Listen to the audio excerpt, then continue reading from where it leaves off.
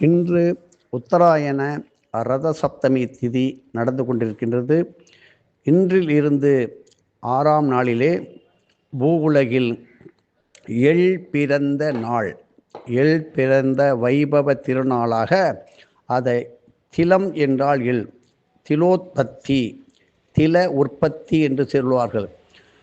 அப்படிப்பட்ட நாளாக அமைவதால் நீங்கள் செய்ய வேண்டிய நல்ல பலன்களை கிடைப்பதற்கு இன்றிலிருந்து 6 நாட்களுக்கு தினமும் எள் உருண்டைகளை தானம் அளித்து உங்களது பித்திருக்களுக்கு பிரீத்தி செய்வதாக வைத்து கொள்ளுங்கள்.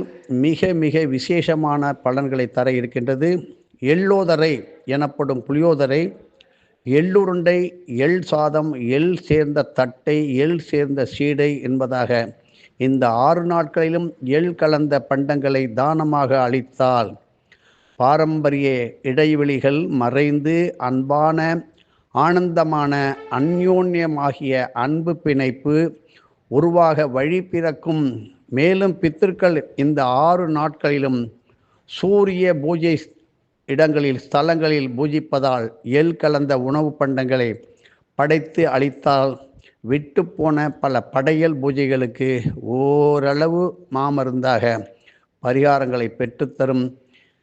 இப்படி எள் பிறந்த நாளை கொண்டாடுங்கள். ரத சப்தமி என்று சூரிய பகவான் வழிபாடுகளை பற்றி சொற்றோம். ஸ்ரீ போஜேஸ்வரமூர்த்தி வழிபாடு வாத்தியார் அருளிலிருந்து பல யுகங்கள் சூரிய வழிபாடுகள் இயற்றிய ரிஷிகளே சூரிய பகவானின் குதிரை வாகனமாக அமைந்து உலகிற்கு ஒளியூட்டுகின்றார்கள். தற்போதைய யுகத்தில் அருணன், சரணன், கருணாச்சர சிந்தன், அசமான பலன், ஆர்த்தராட்சகன், ஆதித்யன், ஆதிபுதன், இப்படி 7 பெயர்களை கொண்ட ரிஷிகளே 7 குதிரைகளாக சூரிய பகவானின் வாகனங்களாய் அமைந்து உள்ளார்கள். இவர்கள் தொடர்ந்து பல ஆயிரக்கணக்கான ஆண்டுகளாக இந்த உலகையே சுற்றி சுற்றி வருவதால் அவ்வப்போது தங்கள் சக்தியை புதுப்பிக்க வேண்டி உள்ளது. அவர்கள் ஒவ்வொரு ரத சப்தமி என்றும் சூரிய பகவான் வழிபாடுகள் இயற்றும் ஸ்ரீ போஜீஸ்வர மூர்த்தியை வணங்கி தங்கள் அருண சக்தியை விருத்தி செய்து கொள்கின்றார்கள் என்பதை நினைத்து வழிபடுங்கள். ஆகவே 7 வண்ணங்களை பயன்படுத்தும்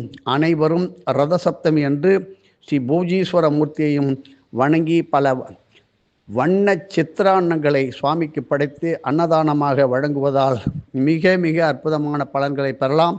உதாரணமாக பத்திரிகை துறையில் உள்ளவர்கள் மற்றும் ஓவியர்கள், ஸ்தபதிகள், பெயிண்ட் உற்பத்தியாளர்கள், வியாபாரிகள், ஓட்டல் உரிமையாளர்கள், அங்கே வேலை செய்யும் பணியாளர்கள், காய்கறி உற்பத்தி செய்கின்றவர்கள், விவசாயிகள், வியாபாரிகள், பிரிண்டிங் பிரஸ் உரிமையாளர்கள், அங்கே வேலை செய்யும் பணியாளர்கள், விளம்பரத்துறையில் ஈடுபட்டவர்கள், சினிமா துறையில் உள்ளவர்கள், நடிகர் நடிகைகள், 7 ஸ்வரங்களை பயன்படுத்தும் இசைத்துறையில் உள்ளவர்கள், இப்படி அனைவருமே ஸ்ரீ போஜீஸ்வர மூர்த்தி ரத சப்தமி அன்றும் சிம்ம மாதமான ஆவணி மாதத்தின் அனைத்து நாட்களிலும் வழிபட்டு அற்புதமான பலன்களை பெறலாம். இன்று தேனிமலை கிரிவலம் அற்புதமான பலனை தரும் என்று முன்பே சொல்லினோம். தொடர்ந்து நீங்கள் செய்யும் பொழுது பலன்கள் உங்களுக்கு கோடி கோடியாக கிடைக்கும்.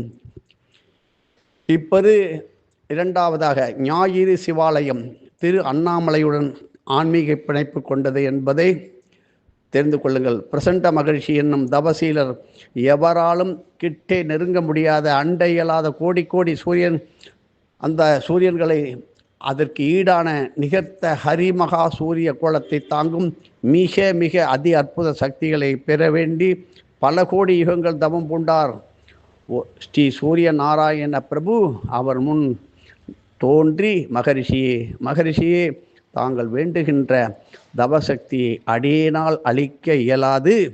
இதனை தர வல்லவர் சகல கோடி அண்டங்களையும் தம்முள் அடக்கி நிற்கும் ஸ்ரீ அருணாச்சலேஸ்வர மூர்த்தி ஆவார். ஆகவே திரு அண்ணாமலையை கிரிவலம் வந்து தாங்கள் வேண்டியதை பெற யாம் துணை புரிவோம் என்று அருளினார். இன்றைக்கும் சூரியன் திரு அண்ணாமலையில் குறுக்கே செல்லாமல் அதனை அப்படியே சுற்றி வலமாக வந்து மேற்கில் மறைகின்ற மிக மிக அற்புதத்தை இன்றும் கண்டு ஆனந்திக்கலாம். அதிசயித்து பார்க்கலாம். மேலும் ஸ்ரீ பிரசண்ட மகரிஷி திரு அண்ணாமலையில் ஒரு முறை கிரிவலம் வரவே பல யுகங்கள் ஆகின. இப்பொழுது நாம் ஒரு சில மணி நேரத்தில் வருகின்றோம். பிரசண்ட மகரிஷி வருவதற்கு பல யுகம். இப்படி கிரிவலத்தில் கிட்டுகின்ற மிக மிக வியப்பதற்கு உரிய ஆன்மீக விந்தைகள், தெய்வ திருமூர்த்திகள் தரிசனங்கள், காணவே கிடைக்காத மூர்த்தங்கள், அற்புத சக்தி வாய்ந்த தீர்த்தங்கள், பெறுவதற்கரிய மூர்த்திகளின் விஸ்வரூப தரிசனங்கள், வேண்டும் வரம் தரும் ஆயிரக்கணக்கான கற்பக விருட்சங்கள், எங்கும் காண முடியாத காமதேனு, அன்னம், ஆதிசேஷன், கருடன் போன்றவற்றின் புனித உருவங்கள், ரூபங்கள், இவற்றை காண கோடி கண்கள் அல்லவோ வேண்டும் என்று நாம் நினைக்க வேண்டும். இப்படிப்பட்ட பேரின்பத்தில் திளைத்தவரே கிரிவலம் வந்த ஸ்ரீ பிரசண்ட மகரிஷி கோடி கோடி யுகங்களாக தவம் இருந்தும் பெற இயலாத ஆனந்தத்தை திரு அண்ணாமலை கிரிவலம் தர வல்லது என்பதை அறியாமல் இருந்து விட்டேனே என்று கிரிவலம் தருகின்ற இறை நிலைகளை காணும் பொழுது என்னுடைய தவத்தின் நோக்கம் ஒரு சிறு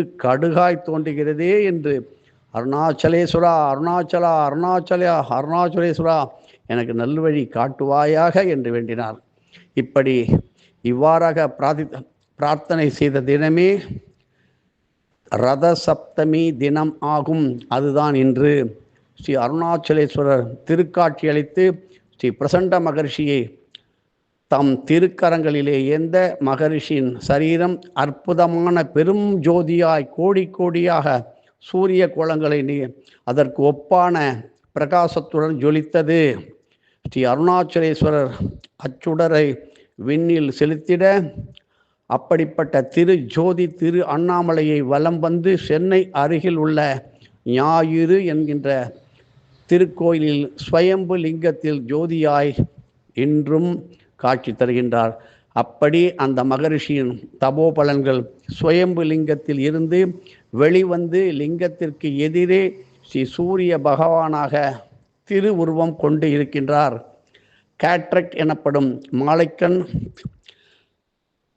அந்த கண்ணோய், மாலைக்கண் நோய், குருட்டுத்தன்மை போன்ற கொடிய கண்ணோய்களுக்கும் கண் திருஷ்டிகளுக்கும் ஞாயிறு சிவமூர்த்தி கண் கண்ட தெய்வமாவார்.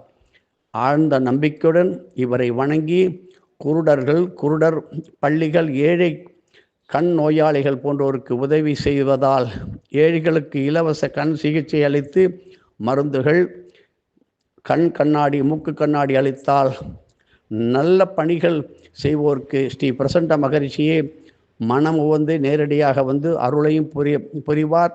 திரு அண்ணாமலையை கிரிவலம் வந்து மேற்கண்ட தான தர்மங்களுடன் ஞாயிறு சிவமூர்த்தியையும் ஒரு சேர தரிசிப்போருக்கு உன்னத பலன்கள் கிட்டும்.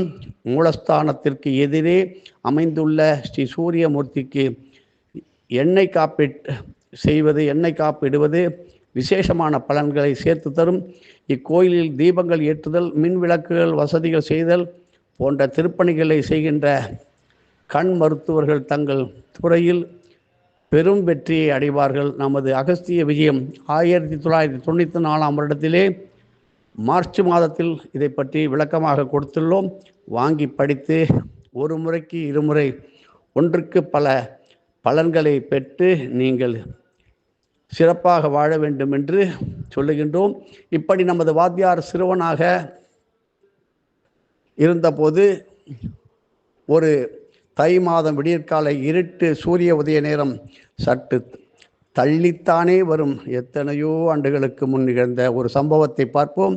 சிறுவன் நன்றாக உற்று பார்த்தான். ஏற்கனவே நான் வந்த கோயில் போல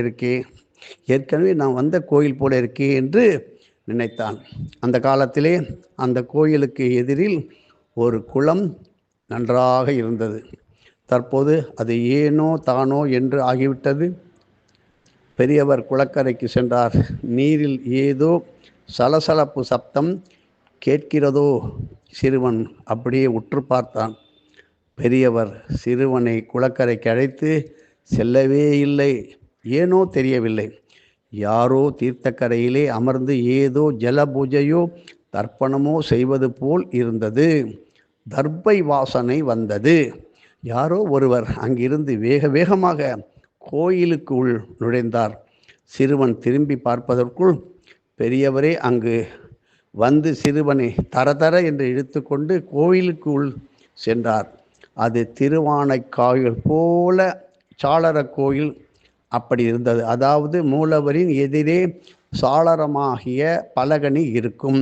இந்த பலகனி துவார ஓட்டைகளின் வழியே சுவாமியை பார்ப்பதுதான் மிகவும் சிறப்பானது என்று சிறுவன் நன்றாக உணர்ந்திருந்தான்.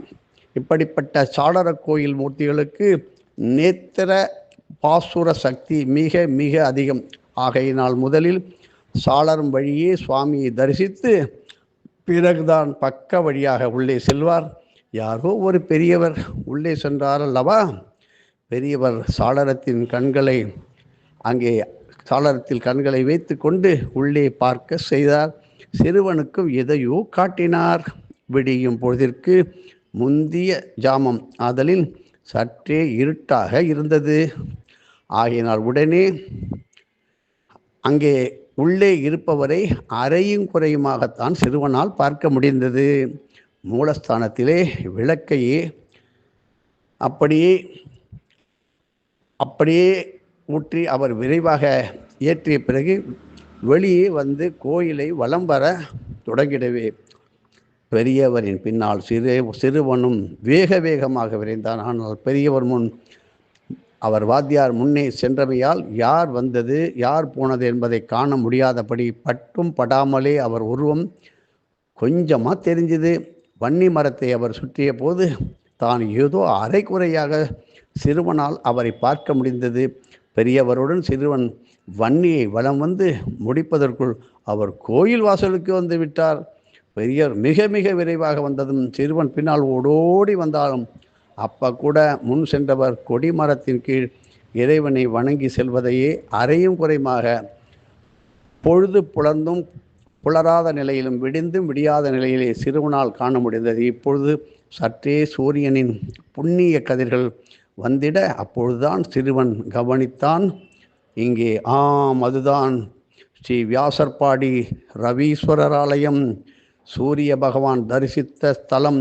இங்கு ஸ்ரீ ரவீஸ்வரலிங்கத்தின் திருமேனியிலோ பல கோடான கோடி சூரிய பிரகாச அக்னியை தம்முள் சூக்ஷமமாய் தாங்கி உள்ளார். இவரை வழிபட்டுத்தான் ஸ்ரீ வியாசமாமுனி வியாச மகரிஷி 4 வேதங்களையும் பகுத்து தொகுத்து இதிகாசங்களையும் படைத்தார். தினந்தோறும் ஸ்ரீ வியாச பகவான் வந்து செல்கின்ற அப்படிப்பட்ட புனிதமான திருக்கோயிலே சென்னை வியாசர்பாடி ஸ்ரீ ரவீஸ்வரர் ஆலயமாகும். அதிலும் சூரிய பகவானுக்கு உரித்தான ரத சப்தமி தினத்தில் பிரம்ம முகூர்த்தத்தில் ஏதேனும் ஒரு உருவிலே ஸ்ரீ ரவீஸ்வரரை வழிபடும் வியாச பகவானின் அருள் தரும் தரிசனம் பாக்கியம் உள்ளவர்களுக்கே குருவருளால் கிட்டும். இன்றும் அன்றும் என்றென்றும் இப்படி சர்க்குருவை நம்பி சரணடைந்தால் அவரால் அளிக்க முடியாத அருட்செல்வம் எதுவும் உண்டோ? நன்றி. அகஸ்திய விஜயம் 1999 மார்ச் இதழை படியுங்கள். ஆதாரம் உள்ளது. எதுவும் என்னுடையதல்ல, அனைத்தும் உடைய அருளாளர் அருணாச்சலா.